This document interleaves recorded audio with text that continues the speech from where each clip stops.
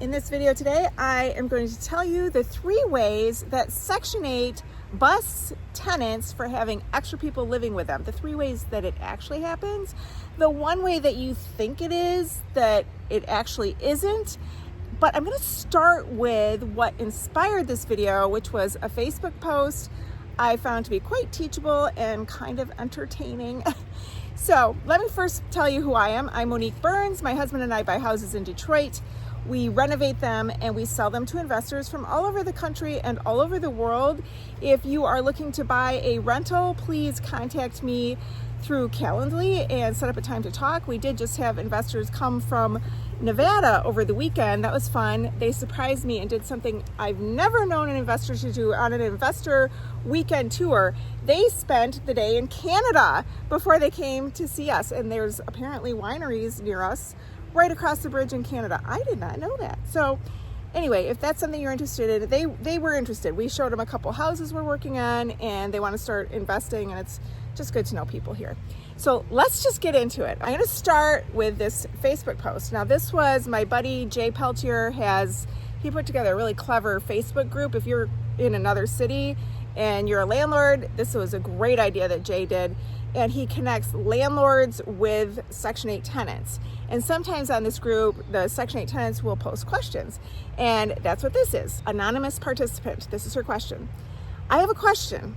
I let my brother, who's coming home from Wayne County, I think she means jail, use my address. He got tethered to my house. Today he's out, but just not here. I didn't know felons couldn't be on the lease, of course. I'm going to let him know he has to switch his address, but what can I do regarding Section 8? I'm so nervous. Wait. If you are enjoying this video, it helps me a ton. If you hit that subscribe button, it keeps me inspired to keep making you more videos. Thanks for watching. The responses kill me. Okay. A lot of them are bad, but some of them are good. We're going to start with this first one. Michelle, this one's bad. Don't tell Section 8 because they are under the federal government. So some felons may not be able to be put on your lease. Nobody that's a felon is ever allowed to live in a house of a Section 8 voucher holder. Then she says, read your lease. It should tell more about the situation. Okay, as a landlord, they don't care about my lease. They have their own HAP contract, and that is what Section 8 tenants are under, is the HAP contract. So not the best advice, Michelle. And then here's my favorite person, Judy. Judy's response, just let them know. We'll talk about why that's bad. Okay. Now, Kimberly, this is good. You better not tell them. You will swiftly and quickly lose your voucher. You're going to have to find another address to use and live at. You wouldn't want to be homeless and out a voucher. And then Drea, this one's bad. Drea, it's no way they can actually find out someone else is using the address. I have 3 ways they're going to find out. Or stay with you unless you tell them. And none of my 3 ways are this tenant telling them. You should be fine unless he decides to fully move in. Then you can just tell them he resides with you. No, he's not on the voucher. Can't do that. Okay, bad advice. And then we've got Clarence. Now Clarence actually knows. Clarence is giving advice because he actually knows.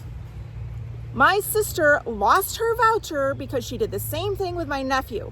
You should get the tether moved while he is still locked up. That way you can appeal if Section 8 tries to terminate. That's really and truly the best advice. Thank you, Clarence. Now here's advice from Shanice. She said they can and will find out. They run a check on the address. I think I've heard this, but I don't actually know for a fact. If you do know, can you comment below? If that's a thing that they can do, is run the address and see what kind of mail is coming to them, because really it's the proof and it's about the mail. Judy pipes in again.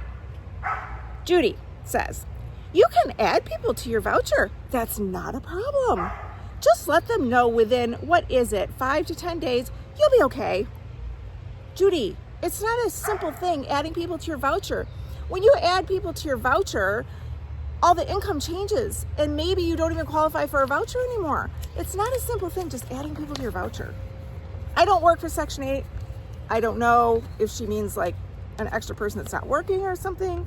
But I think that's very bad advice. Judy, no, stop.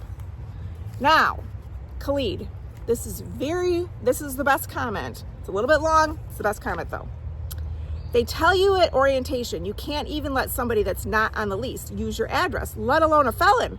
They have you sign tons of paperwork and sit through a seminar and give you copies of paperwork to say not only can you not have a felon on your address to get an ID, I think he means like use your mailing address, but you can't let anyone use your ID, meaning mailing address, for anything, even if they don't live there. I don't know what to do, because if they found out, you're gonna have to appeal and go through a process. Yeah, you can't even let your mama or grown child, if they're upright citizens with no record, use your address, even if they live someplace else. They go into detail about the orientation. Now here's where he goes wrong. So you definitely knew, he said, and were informed, and it's in your paperwork. They don't play with that. So just if they find out, you're going to have to appeal it, because that is one thing that will get you cut off. Now, why is it so wrong that he said you definitely knew? Well, I will tell you, because anonymous participant piped back and she said, actually, I was in a coma for 4 months and lost a lot of my memory, so you can't say you definitely knew. Stop judging before you know the situation. You could have kept that comment to yourself. If I knew, I would have never asked. And she got 2 likes for that. The one way that doesn't really work is landlords. So I was at an event last night, and I was with Chris Finn, and Chris Finn used to be a Section 8 inspector for one of the housing commissions that closed, and we were discussing this topic, and he said the number one way that they get turned in is by landlords. But the problem is, when a landlord, here's what happens. The landlord suspects there's extra bodies. The landlord doesn't like it because it's more wear and tear. So the landlord calls Section 8, and Section 8 sends out the inspector for a special inspection. And Chris was saying, it's like, puts him in an impossible position. He's like, what am I supposed to do? Say there's too many shoes, too many cars, beds? You know, I don't know. How do you ever prove that? And he says, so it doesn't ever really go anywhere, because how is anyone to prove that? Because then the tenant comes in and they're like, nope, they were just staying there. Chris told me what really happens. I also wanted to thank Chris Finn for helping me put together this video. Chris used to be a Section 8 inspector, and then that Section 8 office closed, and now he does investor inspections. If that is something that you are interested in, go ahead and email me and I will put you in touch with him. The way that they actually get kicked off, from what he learned, was from a neighbor. Number 3, I'm going to give you the 3. Number 3, neighbor. So the neighbor gathers evidence. They take pictures of all these people over a very long period of time. They get a hold of Section 8 and they report it. They can't get somebody kicked off Section 8 without a ton of evidence. So neighbors can do that. I think that would be pretty hard, because the tenant could just say, it was a party, they're not living there, they were just staying there, they came for a visit, there's nothing wrong with having company, all these kind of things. But it's the neighbors that do a lot of the complaining. So if I were a tenant, I'd make friends with these neighbors. I wouldn't play loud music when I pull into my driveway. I would cut my grass. I would pick my papers up off the front. I would be kind and say hello. You know, look out, because your neighbor, if they don't like you, they could very easily report you. Kind of good luck to them. So the Section 8 director told me these other 2 that I think are a little bit more, make sense, okay? Number 2 of who can tell you is the voucher holder's ex. So it's always someone's ex. Now think about it. The ex has access. The ex can take photographs of your mail, and they can show, maybe it's the ex's own address on your house, and maybe the ex is a felon. Doesn't matter. It's just an extra person living there, and they're mad at you, and they have evidence, and they have mail. And what is Section 8 going to do when they have that heavy of evidence but kick you off the voucher if you're a tenant? Now, the number 1 person that has been able to get people off Section 8, think about it. Who else has access to your mail? Who would be very angry at you for having too many people live there? Who is a hard-working taxpayer? Your mail carrier. The mail carriers are reporting people to Section 8. So I found that to be quite interesting. Did you know that? Did you ever guess it was those 3? If you've heard other stories about other people, please comment below. I really appreciate you watching. Again, I don't work for Section 8. Don't ask me questions like I work there. I don't work there.